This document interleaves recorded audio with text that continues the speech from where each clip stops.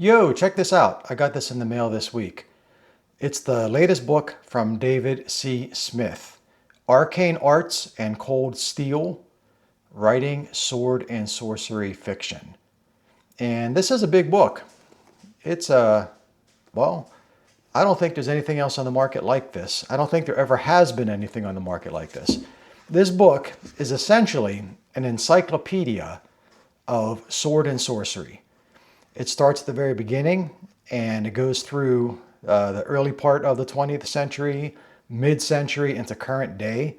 And it essentially archives every notable sword and sorcery author that there has been. And it's just it's a remarkable thing. It starts off with kind of describing what is sword and sorcery, how it differs from things like high fantasy or other styles of maybe men's adventure pulp fiction.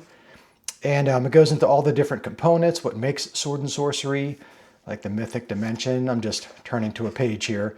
Must the protagonist be human? So it kind of helps, I don't know, maybe settle some of the debates of what makes something sword and sorcery and what doesn't. And then in the back of the book, towards the latter half of it, it's got some recommended reading, of course, but it also kind of goes into writing sword and sorcery. David C. Smith gives some tips and suggestions of things like plot structure, action sequences, character development, all that sort of thing. But primarily, the bulk of this book is like an encyclopedia of sword and sorcery, covering all the fundamental authors from back in the day, referencing some of their most notable stories, what makes their style different from another author's style, the themes that they write about, etc. And actually, well, look at it. I just opened it up on the theme page. There's probably a reason why I opened it up there, because I've been doing this with this page. Look at, like I said, this book has all the big guys, the biggest guys that there ever were in sword and sorcery. And then you get to page 185, and look at that.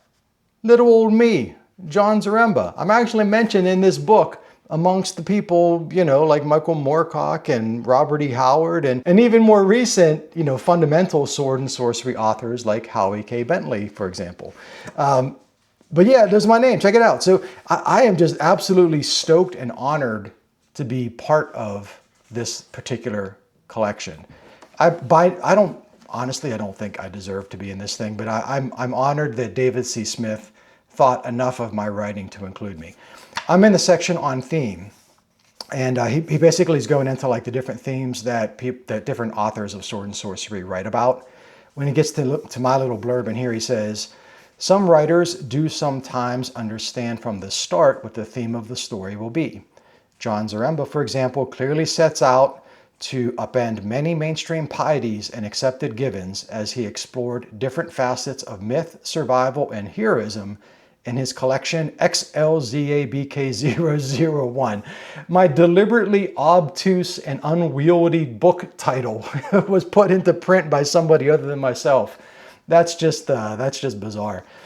Drawing particularly on the tenets of Stoicism, going back to Aristotle, and that is very much true, especially for book one. And he kind of just includes an excerpt from the introduction to the story Einhander, which is, I think it's the longest story in book one. And it is 100% sword and sorcery, deliberately so. I'm not going to read you the introduction here because it's long. I want to make this a short video. But you should check this book out. Regardless of me, there's much bigger people in this book than myself. In fact, I would say everybody else in this book is a much more notable author than myself. But give it a read.